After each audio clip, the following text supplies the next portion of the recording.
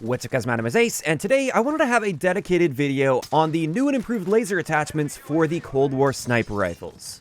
Now this is something I briefly touched on in my video where I was comparing the Swiss K31 with the Kar98, and why I feel the Swiss K31 is now a very solid competitor with the Kar98. But I've had a lot of people asking what does this do for the other sniper rifles, and therefore I did want to cover it in today's video because this is actually a very important change that will likely impact how you build your Cold War snipers.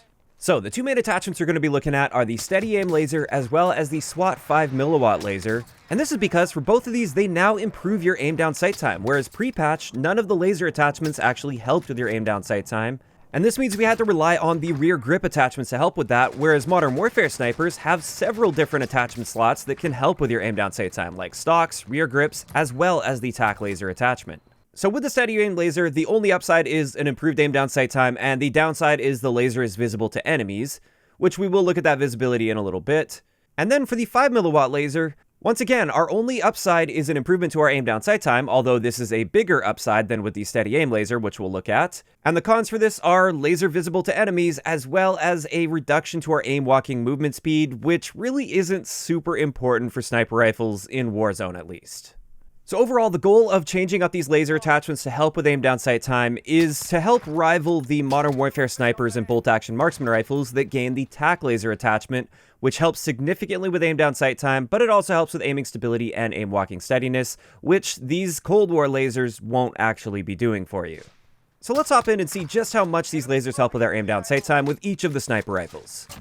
As you can see here, I've got the base aim down sight times for all of the snipers, as well as the times for the Steady Aim laser. And what we can see here is we generally get about a 1 to 2 frame improvement at 60 FPS, which ranges from about a 3% improvement to a 7% improvement.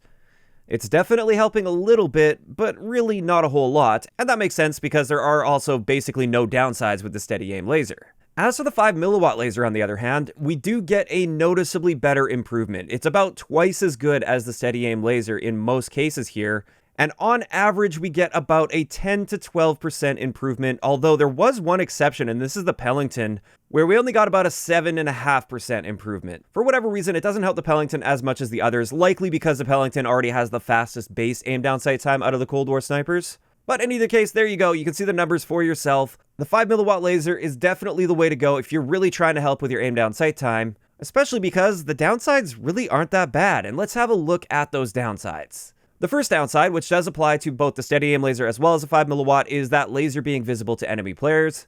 And I noticed a few things with this. First up, if you're outside in a bright environment, this laser is practically invisible to enemy players unless they are like right up in your face, which they shouldn't be if you're using a sniper rifle.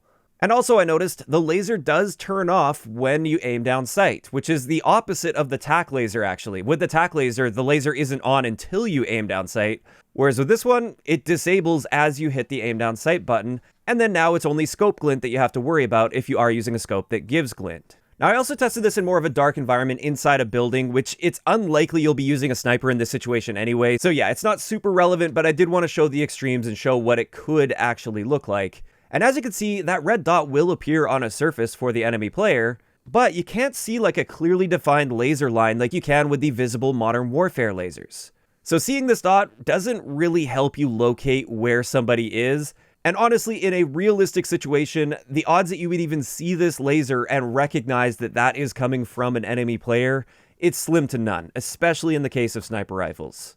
So overall, this downside of having that laser visible to enemy players with the Cold War lasers, it's basically a non-existent downside. It's not something you really ever need to worry about. However, we do have one other downside with the 5mW laser, which is a reduction to our aim walking movement speed, which again, like I said, it's not the most important stat for sniping in Warzone. You're usually not worried about how fast you're strafing back and forth while sniping in this. But I did do the testing anyway, just to be nice and complete here, and it looks like we only get about a 3 to 3.5% reduction to our aim walking movement speed, which is hardly even noticeable. It's so slow to begin with, so making it 3% slower, you basically can't even tell. And since these downsides aren't really all that noticeable with the Cold War sniper lasers, these attachments are now no-brainers. You should be running this on essentially every single Cold War sniper build that you play. You should be using at least one of these lasers, although I see really no reason to not use the 5mW laser over the Steady Aim laser, unless of course you just don't have the 5mW unlocked at that given point in time. Aim down sight time is such an important stat to sniper rifles.